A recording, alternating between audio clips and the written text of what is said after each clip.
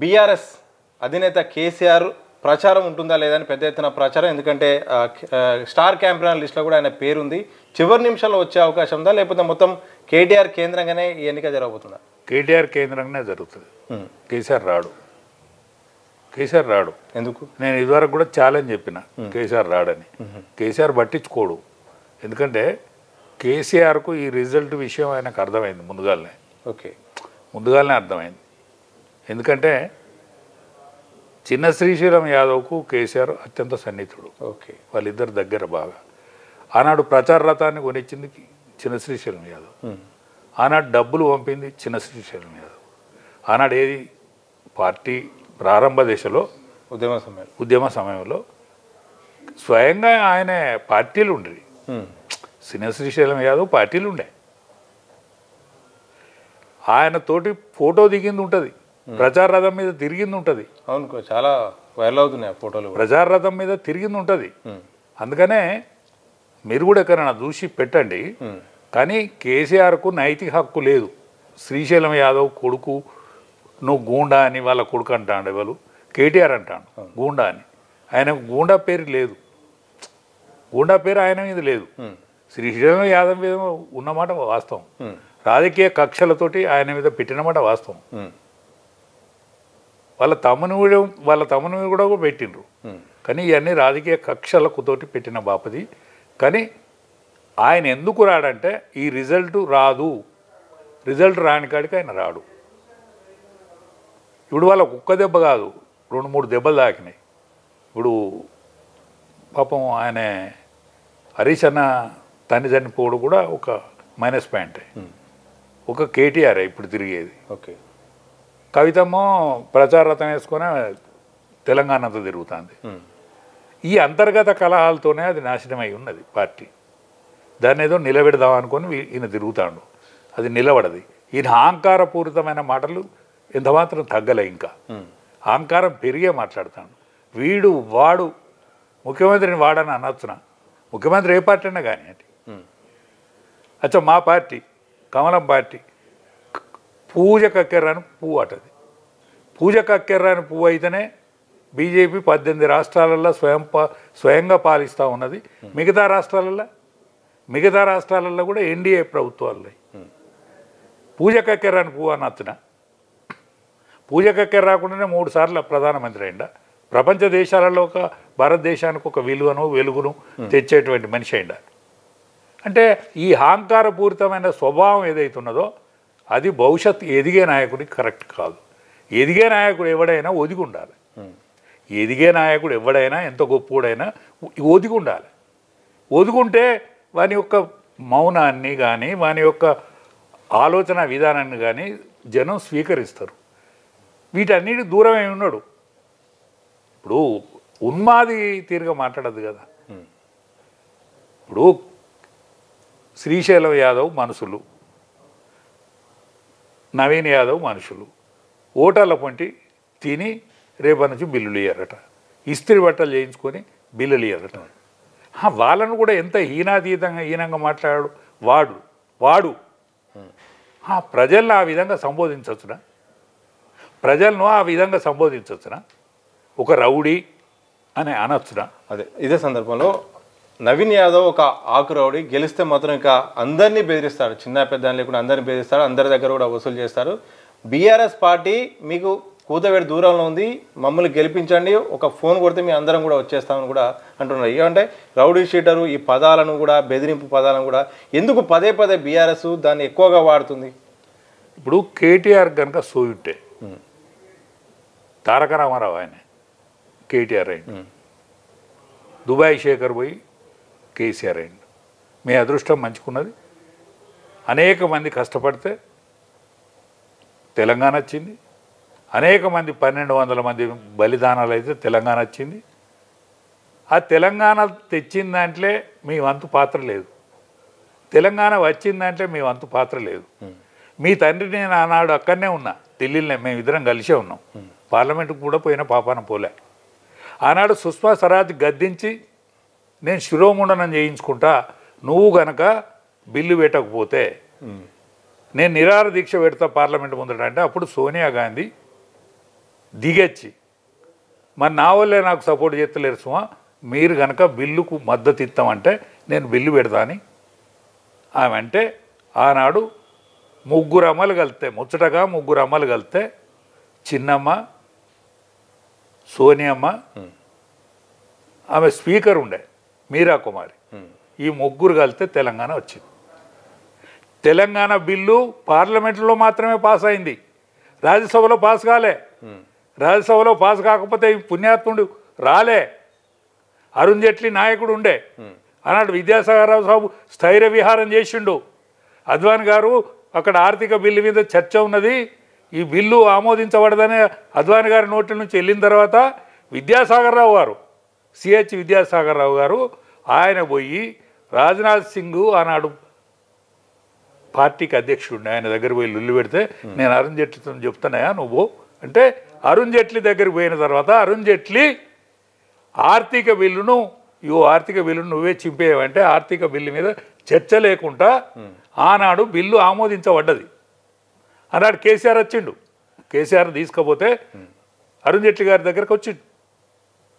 వెంకయ్యనాయుడు ఉపనాయకుడు, ఆయన దత్త మండలాలు దూబిపోయేందుకు ఆయన కూడా ఆయన ఆ పుణ్యాత్ముడు చేయబట్టే తెలంగాణ ఆగింది.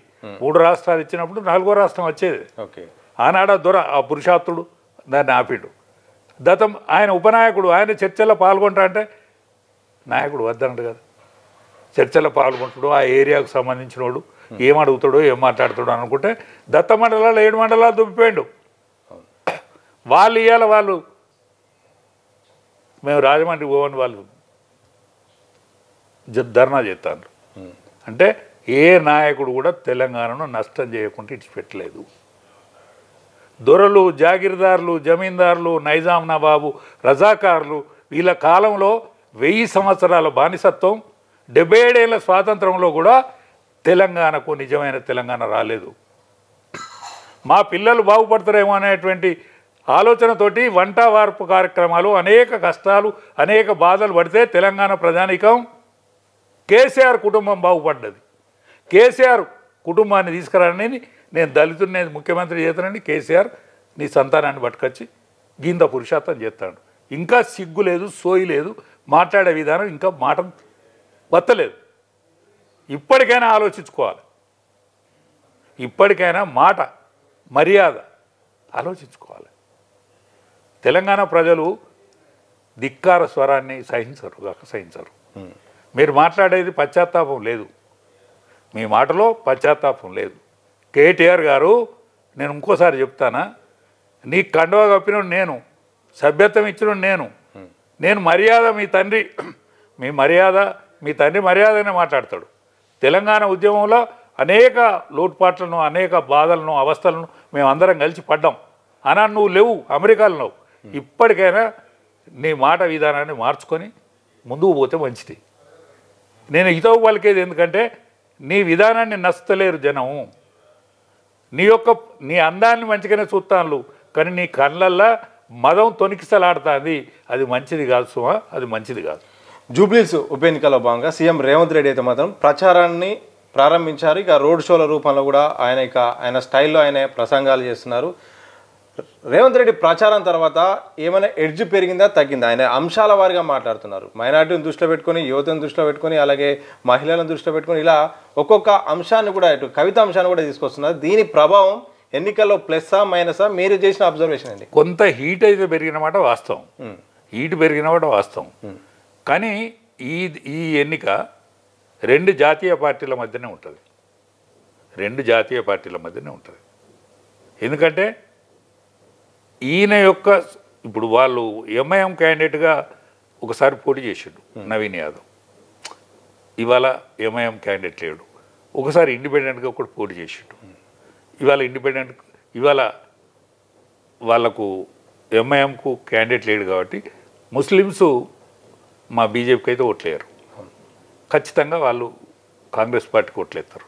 కాంగ్రెస్ పార్టీకి ఓట్లు వేసినప్పుడు ఓటు పోలరైజేషన్ అవుతుంది, హిందూ ఓటర్ పోలరైజేషన్ అవుతుంది. అప్పుడు మేము మొట్టమొదటి కొద్దిగా నారాజు పడ్డామంట వాస్తవం, నాలాంటి సీనియర్గా. కానీ ఇవాళ మాకు హిందూ ఓటు బ్యాంకు పోలరైజేషన్ అవుతుంది. కాబట్టి మా ఇద్దరి మధ్యనే పోటీ ఉంటుంది, ఇది రసాత్మకంగా పోటీ జరుగుతుంది.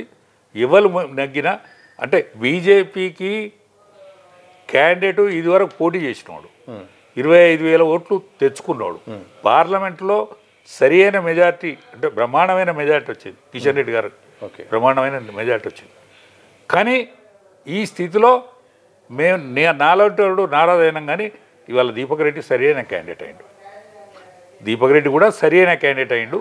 ఎందుకంటే ప్రాంతీయ పార్టీ ఏదైతున్నదో అంతర్గత కలహాలతో నాశనం అయి ఉన్నది కాబట్టి దాన్ని ఎవడు చివరి జీతలేడు, మైసడు అల్తలేడు. కాబట్టి ఖచ్చితంగా రెండు పార్టీల మధ్యనే ఉంటుంది. ఇవాళ బీసీ క్యాండిడేట్ను వీళ్ళు కాంగ్రెస్ పార్టీ సెలెక్ట్ చేసుకున్నందుకు వాళ్ళకి అదనంగా ప్లస్ పాయింట్, వాళ్ళకి అదనంగా plus point, candidate plus point. Congress party కూడా కొన్ని పొరపాట్లు చేసింది కాబట్టి, ఇచ్చిన హామీలను నెరవేర్చలేదు కాబట్టి అనేక విషయాలలో కాంగ్రెస్ పార్టీ ఫెయిల్యూర్స్ ఉన్నాయి. కానీ క్యాండిడేట్ వాళ్ళను ఆ ఫెయిల్యూర్, ఎందుకంటే ఎంఐఎంతో ఇదివరకు సయోధ్య ఉండడం, బీసీ కావడం వాళ్ళకి కలిసి వచ్చిన అంశం. అందుకనే రెండు జాతీయ పార్టీల మధ్యనే ఈ లడై ఉంటుంది. మీరు రెండు జాతీయ పార్టీల మధ్య పోటీ ఉంటుంది, బీఆర్ఎస్ ఉండదని చెప్తున్నారు. ఒక సర్వే వచ్చింది, కేకే సర్వే అని. గతంలో కూడా కొన్ని వాటి కూడా సర్వే చేసింది, కొన్నిట్లో సత్ఫలితాలు కూడా వచ్చినాయి. ఆ కేకే సర్వే ప్రకారం ఇప్పటికిప్పుడు ఎన్నికలు జరిగితే బీఆర్ఎస్ఏ గెలవబోతుందని కూడా విడుదల చేసింది. ఏం చెప్తారు? కేకే సర్వే అది కరెక్ట్ సర్వే కాదు. ఎందుకంటే చాణక్య సర్వే కూడా చేసింది, ఒక 6%, 5% ఎడ్జ్ ఉంటుందని చెప్పింది. కానీ నేను 36%, 17% ఎంతో ఎడ్జ్ ఉంటుందని అయితే చెప్పిండు. ఆయన చెప్పొద్దు, ఇప్పుడు చెప్పొద్దు, కోడ్ ప్రకారం చెప్పొద్దు. కానీ కోడును అధిగమించి చెప్పిండంటే అందులో ఏదో మతలబు ఉన్నది. ఏం మతలబు? ఇప్పుడు ఎందుకంటే ఏ పార్టీ కోసం అయితే ఫేవరెట్ చెప్పిండో ఆ పార్టీ వాళ్ళు ఎన్నుకుండి మతలబుతో నడిపించిన వ్యవస్థ. ఎందుకంటే నేను ప్రచార వ్యవస్థను నేను తప్పుపట్టద్దు ఒక సీనియర్ మోస్ట్గా. కానీ ఆ కేకే నిజంగా చేసిండా, ఎట్లా చేసిండో ఆయన ఆత్మవిమర్శ చేసుకొని ఆయన సవరించుకొని ఆయన స్టేట్మెంట్ ఇవ్వాల్సిన అవసరం ఉన్నది. ఒక బాధ్యతాయుతమైన సంస్థ అయితే సవరించుకొని నిజమెంత అబద్ధం ఎంత అని చెప్పాల్సిన అవసరం ఉన్నది. ఆయన వ్యక్తిత్వాన్ని అయితే కాపాడుకోవాలి. కేకే అనేది ఆయన వ్యక్తిత్వాన్ని అమ్ముడు పోనించుకోవద్దు. వ్యక్తిత్వము ఒకవేళ పొరపాటు జరిగినా పొరపాటును దిద్దుకునేటువంటి చతురత ఉండాలి.